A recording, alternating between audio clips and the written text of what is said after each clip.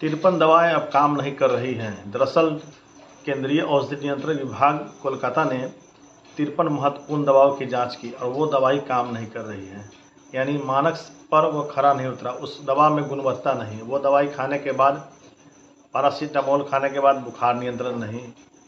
उसी तरह जो बाकी दवाएं हैं जैसे पेंडी है, पेंटोप्राजोल है और तमाम ऐसी कई दवाई हैं, लगभग 53 दवाएं जो है उस पर भारत सरकार ने उसके बिक्री पर रोक लगा दिया है। दरअसल वो दवाई की जो गुणवत्ता है वह गुणवत्ता पर खरा नहीं उतरा है। इसकी जांच के बाद, हालांकि आपको बता दें कि पिछले महीने भी लगभग 153 दवाओं पर रोक लगाया गया था और इस फार्मास्यूटिकल बाज़ार का जो एक काला सच है वो बड़ा ही गंदा है। यूँ कहें कि जिस तरह से फार्मास्यूटिकल विभाग काम कर रहा है और जिस तरह से लोगों को बैंड दवाएं मिल जा रही है, यह एक चिंता का विषय है। आपको बता दें कि पिछले महीने 153 दवाओं पर रिसर्च किया गया था, उसकी जांच की गई थी, जिसकी जांच में वह गुणवत्ता पर खरी नहीं उतरी, वह मानक पूरा नहीं कर सका, जिसके वजह से 153 दवाओं पर रोक लगा दी गई है।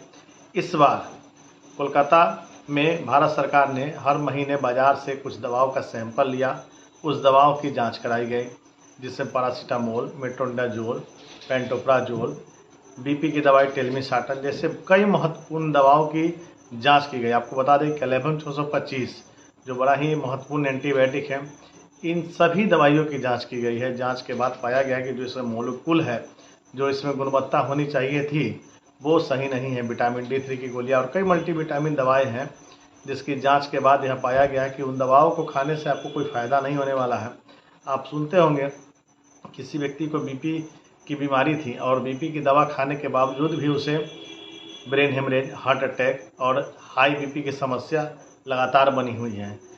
तो ये आप सहज अंदाज़ा लगा सकते हैं कि जिस तरह से एथिकल मेडिसिन, जिसको बाज़ार में सबसे गुणवत्तापूर्ण दवा कहा जाता है, आपको दवाओं के श्रृंखला में हम बताते हैं दो दाम, जेनरिक मेडिसिन और एथिकल मेडिसिन।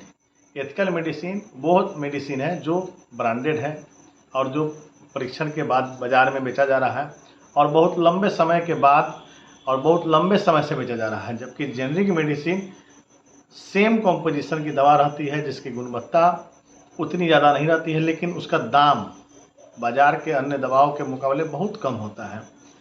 चलिए इस पर एक खास चर्चा करेंगे, जिसमें जेनरिक और एथिकल मेडिसिन के बारे में हम चर्चा करेंगे। लेकिन अभी जो खबरें निकलकर सामने आ रही है वह यह है कि जिन दवाओं पर आप विश्वास करके बरसों से खा रहे हैं, जो दवा आपके परिवार में बरसों से इस्तेमाल में आ रहा है, वह दवा किसी काम का नहीं है। उस दवा से कुछ भी आपका जो है बीमारी वह ठीक नहीं हो पाएगा। अगर आप हाई बीपी के लिए दवाई खा रहे हैं टेलमिसाटन, तो वो आपके लिए काम नहीं करेगा। अगर कोलेस्ट्रॉल के लिए खा रहे हैं वो काम नहीं करेगा। विटामिन के लिए खा रहे हैं वो काम नहीं करेगा। तो ऐसे बहुत सारे दवाएं जो अच्छे कंपनियों के थे उनकी जांच की गई है। हालांकि कंपनी मान रही है कि ये दवा नकली है और बाज़ार से जो आप दवाई लाए हैं, उन्होंने दवा नियंत्रक को कहा है कि जो दवाई आप बाज़ार से लाए हैं वो दवाई नकली है। लेकिन सबसे बड़ा सवाल यह उठता है कि जिस कंपनी का दवा बाज़ार में मिल रहा है, क्या कंपनी का दायित्व तो नहीं है कि उस दवाई की जांच करते रहें कि जो दवाई बाज़ार में उपलब्ध है वो असली है या नकली है। इसकी जांच न भारत सरकार कर रही है और न दवा कंपनी इस पर निगरानी रख रही है। इससे होता क्या है कि एक तो लोगों को डुप्लीकेट दवाई मिलती है। नकली दवाओं का कारोबार तो खैर ऐसे भी बहुत अच्छे से फला फूला है और इसका बहुत बड़ा नेटवर्क है, बहुत बड़ा जाल है।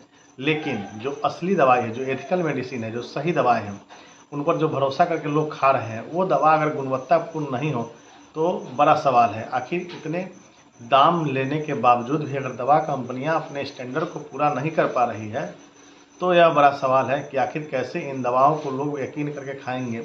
आने वाला समय जो होगा वह क्या होगा कहा नहीं जा सकता। लेकिन जिस तरह से अंग्रेजी दवाओं के बाज़ार में एक तरह का हलचल है, उससे लोगों को अन्य पद्धति को चुनना पड़ेगा, जिसके लिए सरकार ने कमर तो कस ली है, लेकिन लोगों का भरोसा अभी भी बाकी पद्धतियों पर नहीं है।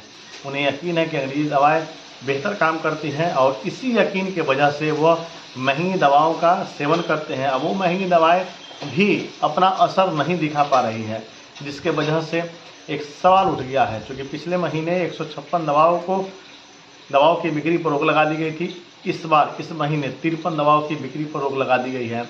और रोक इसलिए लगाई गई है कि जो अच्छी दवाई है, जो ब्रांडेड दवाई है और जो बाज़ार में मिल रही है, वो दवाई अपना पूरा काम नहीं कर पा रही है, वो अपना पूरा असर नहीं दिखा रही है, उससे लोगों की जो है बीमारी दूर नहीं हो पा रही है। अगर ऐसा ही रहा तो आने वाला समय बड़ा ही मुश्किल भरा होगा।